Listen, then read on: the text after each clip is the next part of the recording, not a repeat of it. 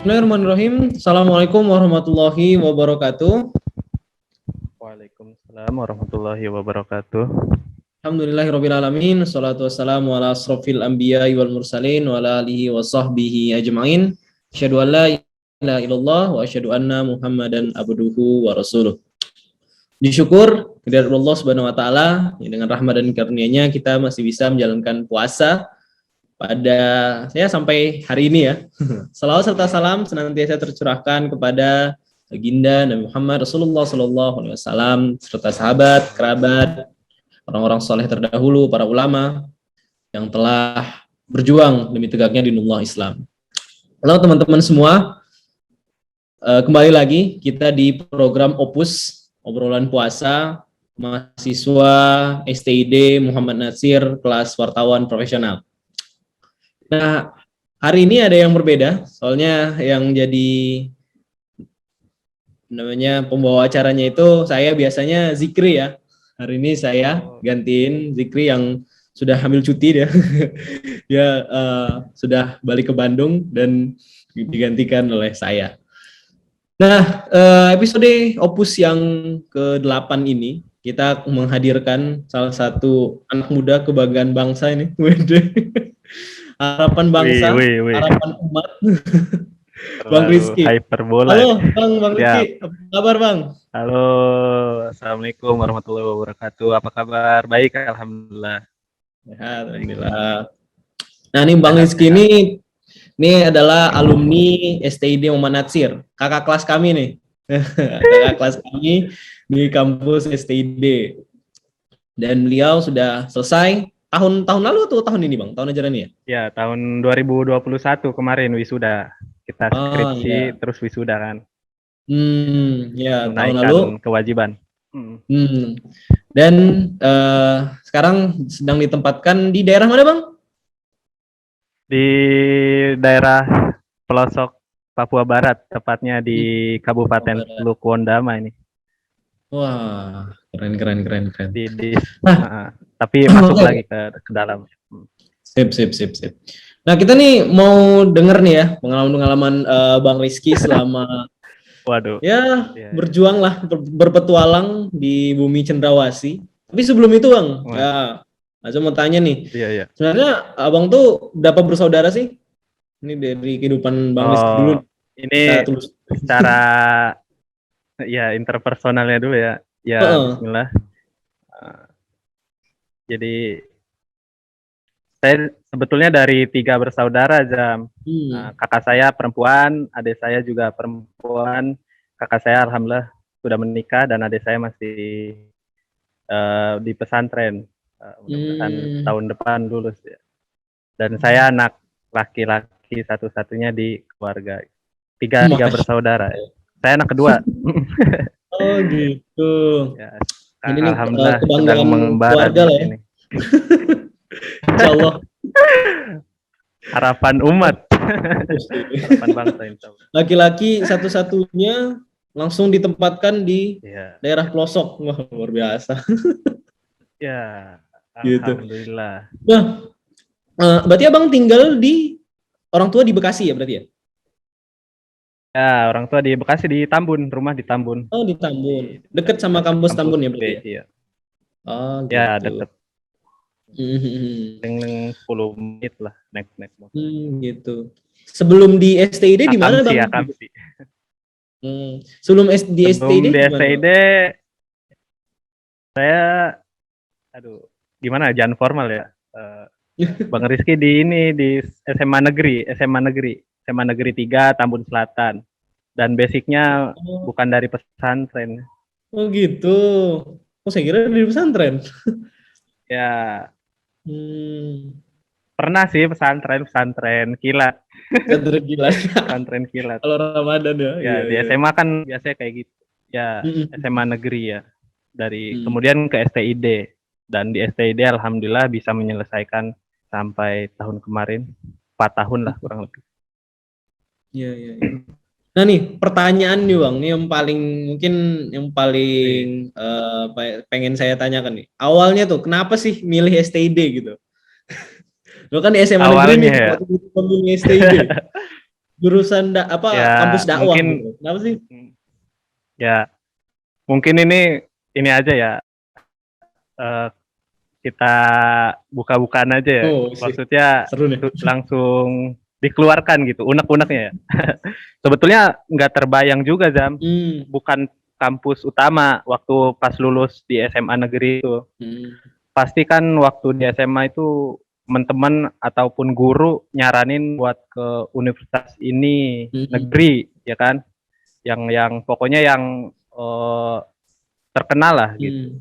supaya bisa naikin derajatnya sekolah juga. Hmm. Awalnya bukan STID. Nah, kenapa bisa STID? Karena sebetulnya jadi apa ya? Karena gagal tes SBMPTN awalnya. Gagal Hmm. tes SBMPTN, akhirnya dikasih brosur sama orang tua.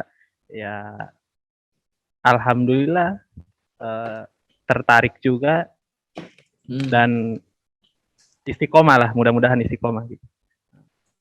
Gitu. Seperti itu awalnya. Jadi Hmm. bukan kampus pilihan pertama awalnya, karena SBMPTN Hmm. gagal, akhirnya ada brosur lah. Kan banyak tuh Hmm. waktu itu. Dan orang tua nyaranin juga, coba tes dulu gitu. Ya udah, alhamdulillah. Gitu. Seperti itu. Berarti disaranin sama orang tua berarti ya? Waktu itu ditawarin. Ya, terus juga sebelumnya ini Zam, oh iya satu lagi, sebelumnya juga tahu STID karena belajar ini di LTQ dulu dari SMP sih. Jadi udah kenal beberapa pengajarnya gitu. Dan alhamdulillah pas masuk juga nggak terlalu asing juga sama pengajarnya. Gitu. LTQ itu lembaga tahfiz Al-Quran. Ada sampai sekarang masih eksis lembaganya, lembaga tahsin. Itu Bang Rizky ikut ketika SMA atau sudah lulus SMA? SMP, waktu Oh, SMP malah masih dari kelas SMP 2 ya? lah. Kelas 7 apa ya? Pokoknya SMP mulai belajar ngaji, akhirnya keterusan sampai lulus SMA. Oh gitu. Alhamdulillah. Jadi udah Alhamdulillah. kenal lah dengan guru-guru di STID ya waktu masih sekolah menengah ya. Ya, Baru kurang tertarik lebih sama dengan STID. dosen-dosennya. Berarti tahun Terus berapa juga waktu Bang itu Rizky ikut? SBY kan, yang tahun 2017 masuk STID. Udah 2017 ya? Oh, Agustus. oke oke. Ya, 17, 18, 19. Ya, kurang lebih. Ya, ya, 2017. Gimana sih awalnya perasaan awalnya Bang Rizky ketika gabung dengan STID itu? Aduh, Kan beda ya? aduh, ini Nuansa STID dengan kampus-kampus lain kan beda ya gitu. pasti beda sih. Ini kesan pertamanya gitu ya. Iya, kesan pertama gitu ya di STID itu. Yang pertama gembira dulu, Zam, gembira. Karena salah satu dosennya kan ada yang orang luar ya, yang orang Mesir itu, Oh. kalau yang asrama. Mungkin kalau yang kelas jurnalistik yang baru ini belum diajar. Nah, jadi gembira karena wah kayaknya bisa nih buat belajar bahasa asing, bahasa Arab lebih banyak lagi gitu. Nah, kemudian sedih juga karena ternyata berat juga ya belajar bahasa Arab. Karena dosen-dosen di STID itu yang asrama, kita dari semester 1 sampai semester 4 itu nggak pernah pakai bahasa Indonesia, Zam. Bahasa pengantarnya. Biarpun yang dosen orang Indonesia juga sama, tetap pakai bahasa Arab. Waktu zaman saya itu. Pengantarnya tetap pakai bahasa Arab. Jadi, tapi lama-lama ya dibiasakan, dipaksakan lah. Dan ada lingkungan itu ya. Mau nggak mau harus mengikuti. Bahkan Benar-benar. sampai orang tua bilang, kira-kira masih kuat nggak gitu. Saya bilang insya Allah masih. Iya. Kayak gitu kesannya. Jadi ada sedih, ada senangnya juga. Sedangnya ya. Terus Tapi di insya STID Allah lah baru lebih banyak kenal dengan senang. ya dunia dakwah, dengar cerita senior-senior tentang ya petualangan-petualangan dakwah mereka gitu. Jadi tertarik gitu ya pada saat itu ya. Ya, apalagi yang ke pelosok-pelosok itu kan. Memang kayak brandnya tuh istilahnya, kalau produk tuh, kalau brandingnya kan di situ ya, Benar-benar. di pedalaman, pelosok-pelosok, dan akhirnya alhamdulillah bisa menyelesaikan studi di sana, kemudian sekarang bisa kasih kesempatan untuk menerapkan ilmu yang sudah didapat. Pelan-pelan sih.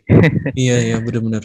Memang kalau kami pernah ngobrol ya dengan Ustadz Adin Husaini ya, Ketua Umum Dewan Dakwah Islamiyah Indonesia sekarang, bahwa salah satu keunggulannya STID ya memang lingkungannya, terus ruh dakwahnya itu yang istimewa lah gitu ya. Gak ada satupun kampus mudah-mudahan bisa dipertahankan. Ya alhamdulillah ya. Satupun kampus yang ngajarin atau lulusan itu benar-benar terjun ke masyarakat ya, STD doang gitu. 100%-nya terjun masyarakat, punya manfaat di masyarakat gitu. Gitu ya. Yang istilahnya nggak cuman keluar-keluar di media sosial lah, tapi ada implementasinya. Benar. Iya. Manfaatnya itu kerasa lah bagi umat gitu. Asli. Di santai ya. Iya. Bang, berarti udah berapa bulan sih di Papua, Bang? Ini kurang lebih bulan kelima kalau dari Desember. Bulan kelima. Kan pertengahan Desember, terus pokoknya nggak lama dari wisuda itu langsung ini penempatan Desember, kemudian kurang lebih ini bulan kelima ya. Ya kalau secara umum 4 bulan lah, sudah 4 bulan. Gimana kok bisa tiba-tiba ditempatkan di Papua tuh gimana, Bang? Abang yang minta atau gimana? Nah itu. Nah sebetulnya agak ini juga ya, Jam, karena agak nggak nyangka juga, soalnya awalnya kayaknya bakal fix nih pengabdian di Keramat. Waktu itu kan sudah bantu-bantu apa kayak dosen, terus ya pokoknya bantu-bantu apa administrasi di kampus Keramat. Terus ya, tiba-tiba pas pengumuman ya pokoknya di TU lah, bagian-bagian TU. Terus ya nggak bisa ditebak juga, mungkin ada apa ya, pihak-pihak dosen berubah pikiran, oh kayaknya harus ditaruh dulu. Ya udah, kaget juga, terus orang tua juga sempat kaget juga, tapi ya kita mudah-mudahan ini yang terbaik. Kayak gitu. Oh gitu ya. Tapi saya pernah dengar nih, Bang Rizky memang minta kalau mau ditempatkan yang paling jauh gitu. Ya udah dengar tuh. Pasti itu yang bilang Ustadz Misbah nih. Iya, Ustadz Misbah. Iya. Itu sebetulnya perkataan itu dari ada Ustadz senior juga, dari kader Panasir juga. Waktu kami wawancara buat skripsi, namanya Ustadz siapa ya, yang di Cibinong itu. Mohon maaf, di Bogor, Cilengsi. Sebentar saya ingat-ingat dulu. Ustadz Hafiz. Waktu ditanya, kamu dari mana? Terus teman saya jawab dari Jogja, dari Lampung. Pas saya dari Bekasi. Oh, kamu harus di Papua katanya. Harus paling jauh nanti pengabdian. Mungkin dari beliau juga kayaknya. Tapi memang harus siap dimanapun kan, kalau sudah lulus kan, insya Allah, karena itu sudah tekad yang dari awal itu. Mau di kota, mau di pelosok, perkataan Ustadz itu selalu kami ingat, jaga niat untuk tetap ikhlas gitu, dimanapun kita bertugas. Luar biasa. Itu tapi excited juga sih. Oke, mantap. Nah, gimana nih perasaan awal, kesan awal Bang Rizky ketika sampai melangkahkan kaki pertama kali di Papua itu gimana nih perasaannya? Wih, Masya Allah ya. Kayak bakal ini, yang pertama tuh berat. Kayak gimana ini harus menghadapi kondisi masyarakat di sini. Itu jadi apa ya? Jadi parno aja, jadi takut gitu. Apalagi kalau di media kan framingnya daerah-daerah timur kan sering ini ya, konflik ya. Kalau di media biasanya. Terus itu yang pertama, kayak takut, khawatir gitu. Kemudian yang kedua, ya ternyata setelah menginjakan kaki di sini, terus bertemu dengan masyarakat yang Muslim, terutama dari MUI, kemudian dikenalkan dengan masyarakat, ya alhamdulillah ternyata seiring berjalannya waktu rasa kekhawatiran itu mulai terkikis gitu. Karena ya realitanya nggak seperti yang di media beritakan gitu. Asli ramah-ramah orangnya. Masya Allah.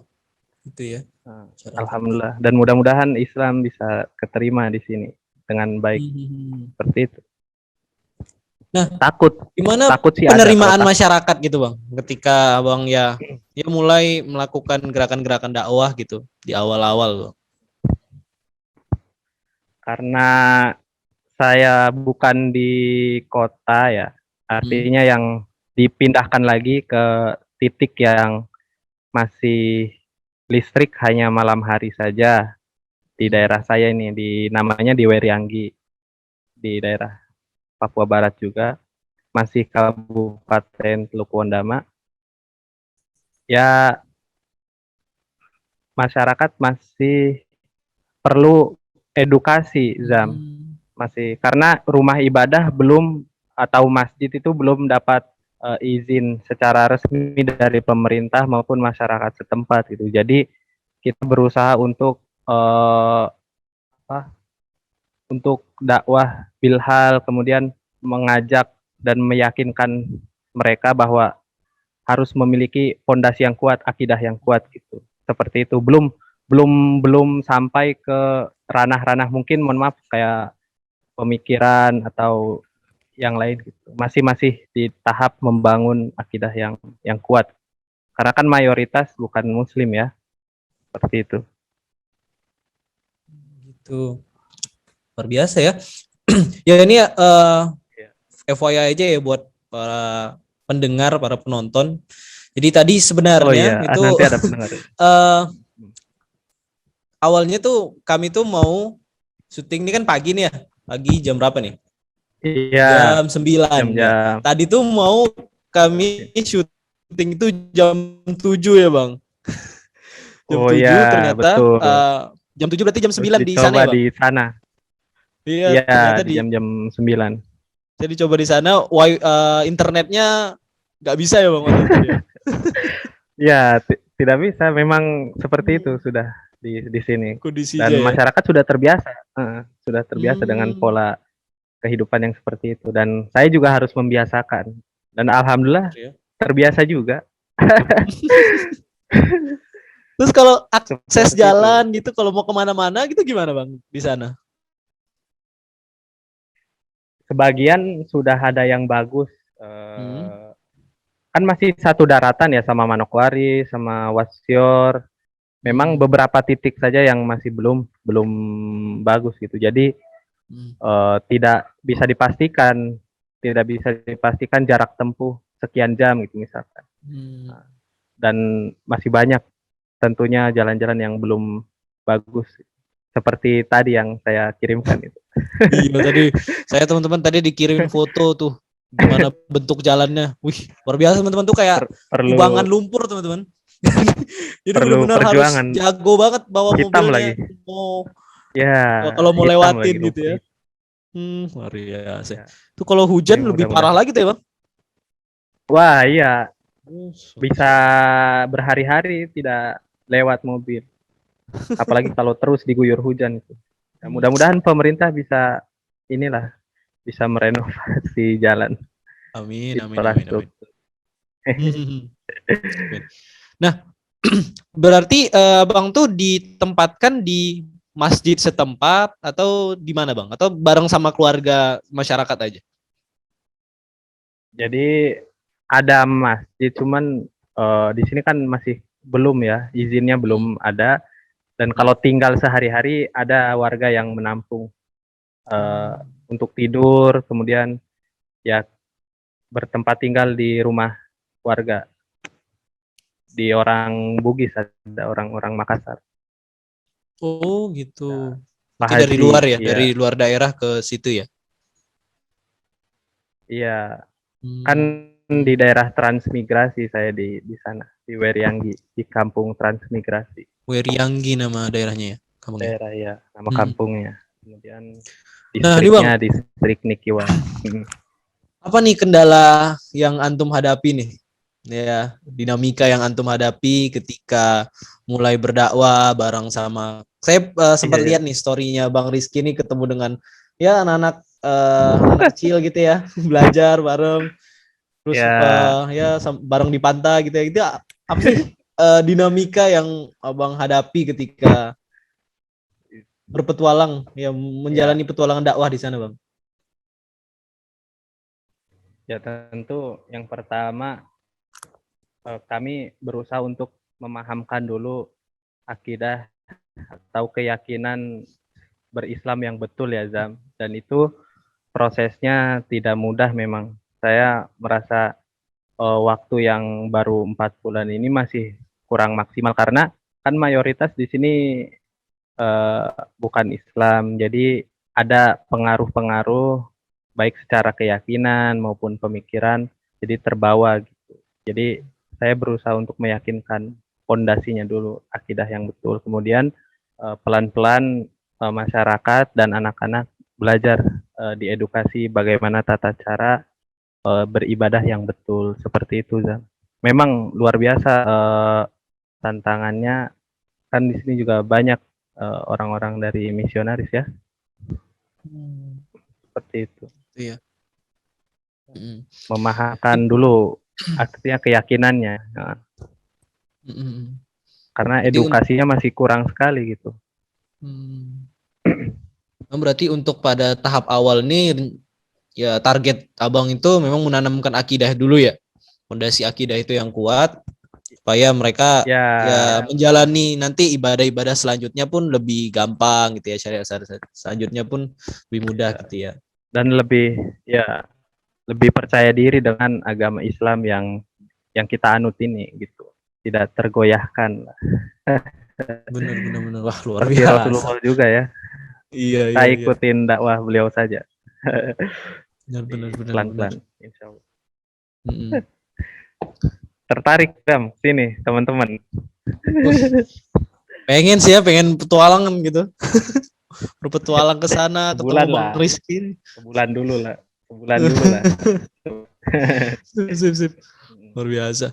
Terus kalau tantangan secara teknisnya ya listrik paling. Listrik. Fasilitas umumnya. Itu saja. Jadi tidak mudah aksesnya seperti di kota ya. Itu saja sih. Tapi insya Allah baik lah.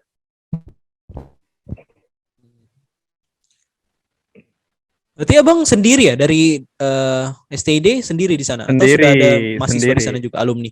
Tidak ada. Sendiri di Kampung Weryang gini. Baru insya Allah perdana ini. Di Weryang. Sebelumnya udah ada anak-anak STID yang lain nggak bang ke daerah situ? Kalau ke titik saya pengabdian belum, tapi di daerah kotanya di Wasior itu sudah ada 10 tahun yang lalu lah kurang lebih. Ustadz Hanif sama Ustadz siapa ya? Pokoknya 2 orang, tapi tidak satu waktu. Di Wasior itu. Kalau itu kan agak kota ya. Ya sudah aksesnya sudah mudah, listrik, sinyal sudah. Ya kayak di kita juga minimal seperti itu. Jadi kalau di titik saya sekarang baru sih, belum ada di Weryanggi. Ini jelas nggak suaranya dah? Suara jelas kok, jelas. Nah ini bang, kan ya dunia anak muda sekarang kan luar biasa ya. Anak muda pengen jadi inilah, pengen jadi itulah. Nah, abang kenapa jadi dai bang? Gitu. Kok tiba-tiba mau terjun ke medan dakwah gini bang?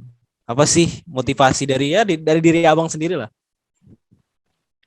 Berangkat dari keluarga ya Zam.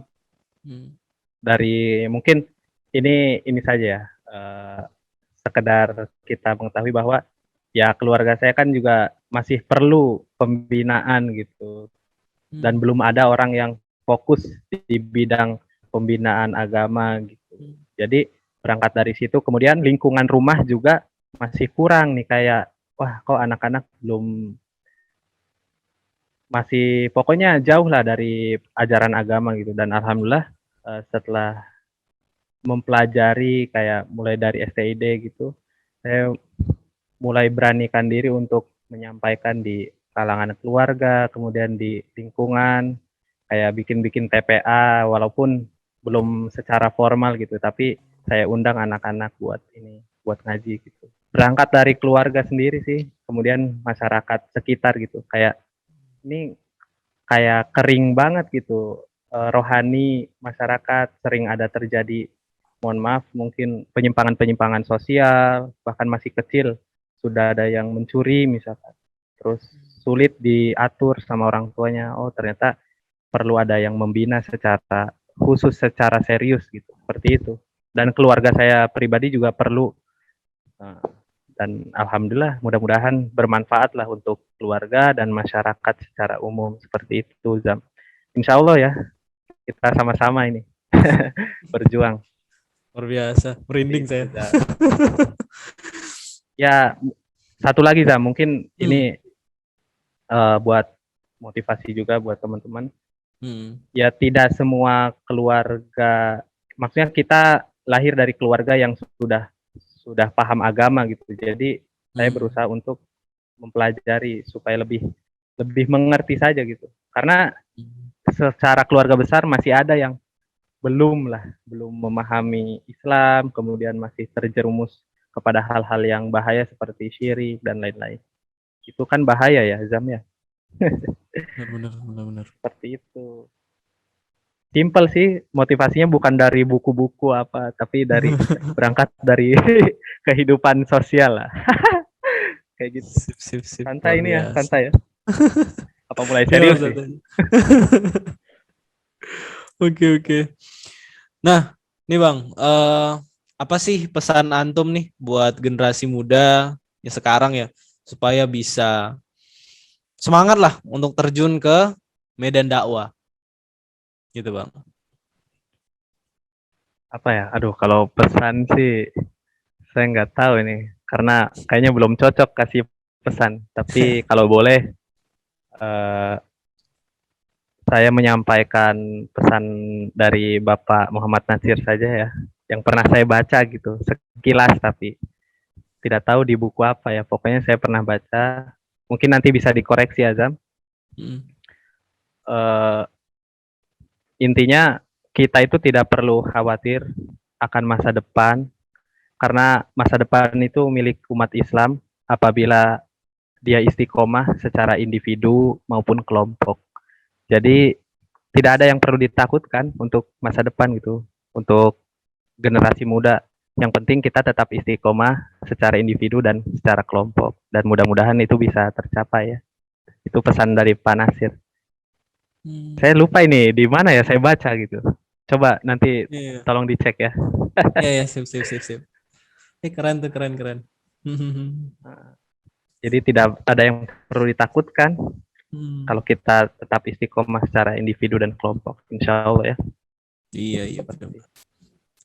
Kan juga di ayat Quran juga kan, kalau misalnya kita berjihad sungguh-sungguh di jalan Allah, juga Allah bukakan jalan ya. Gitu ya. Subulana ya, subul ya. Jalan-jalan ya. Jalannya banyak lagi, plural bentuknya. Lana diakum subulana ya. Iya, Masya Allah itu. Intinya tinggal kita mau atau enggaknya saja ya. Benar. Iya kan sekarang tuh anak muda kan kebanyakan mager ya Bang. Nah, yo, mungkin salah satunya juga ya, takut akan masa depan. Ya.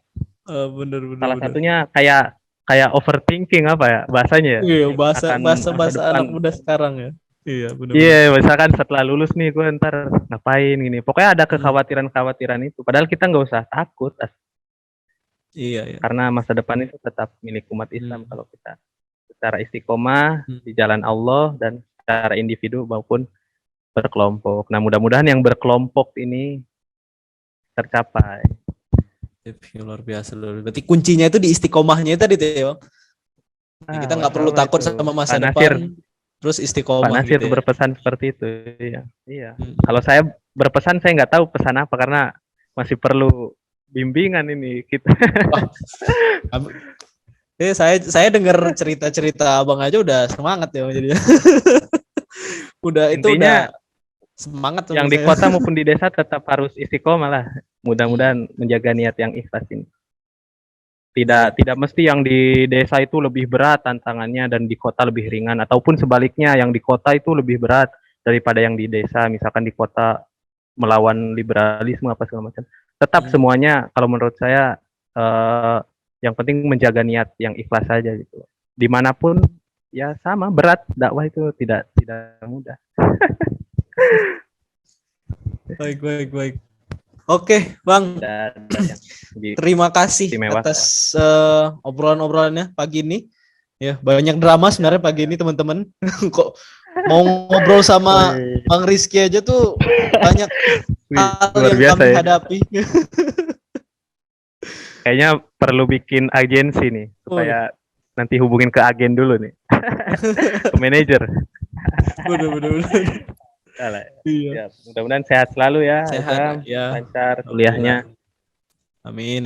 Ya, sehat-sehat untuk Bang Rizky semuanya. Nah, teman-teman ya, tadi kita udah ngobrol sama Bang Rizky. Jadi yang perlu kita tekankan dalam diri kita sebagai seorang Muslim, anak-anak muda Muslim, itu ya tadi yang mengutip pesan dari Pak Natsir, kita memang nggak perlu takut dengan masa depan kita, masa depan Islam.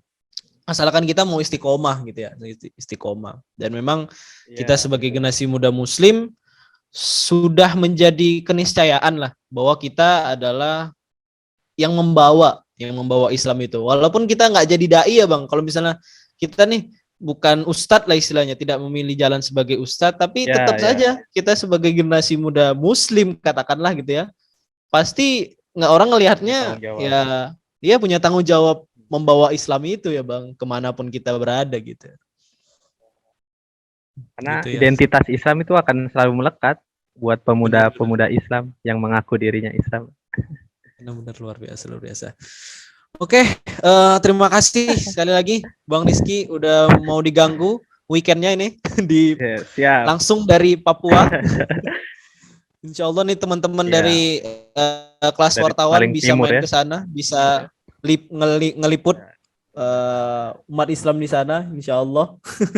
Kalau ada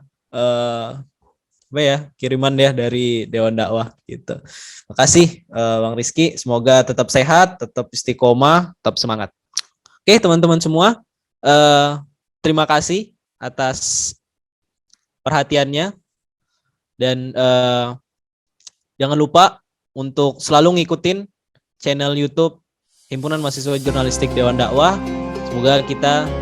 Semoga dengan mendengar opus ini kita bisa menjadi semangat menjalani puasa, menjalani kehidupan kita sebagai anak muda Islam. Terima kasih. Assalamualaikum warahmatullahi wabarakatuh. Sampai jumpa di episode selanjutnya.